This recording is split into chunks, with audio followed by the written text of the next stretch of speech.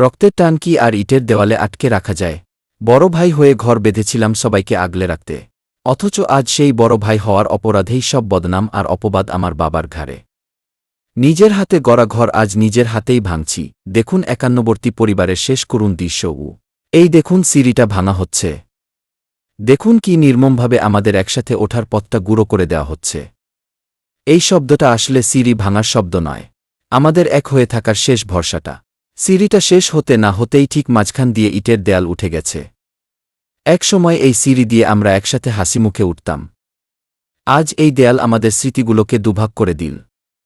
দেয়াল যত উপরে উঠছে, আমাদের সম্পর্কের দূরত্ব যেন তার চেয়েও বেশি বাড়ছে। সবকিছু আলাদা হলেও মা আজও তার নিয়ম ছাড়েননি। নতুন ছাদ ঢালাইয়ের আগে মা জল ছিটিয়ে পুজো করছেন। মা হয়তো ভাবছেন এই পবিত্র জল আমাদের মনের তিক্ততা ধুয়ে দেবে। কিন্তু মা কি জানেন, ইটের দেয়াল তোলা গেলেও মনের ফাটল এই জলে মেটে না। মায়ের এই শান্ত পুজো যেন এক বুক কান্নার চেয়েও ভারী। ঘর ভাগ হল, সিঁড়ি ভাঙল। সবাইকে রাধে রাধে, দেখা হচ্ছে অন্য কোনো ভিডিওতে।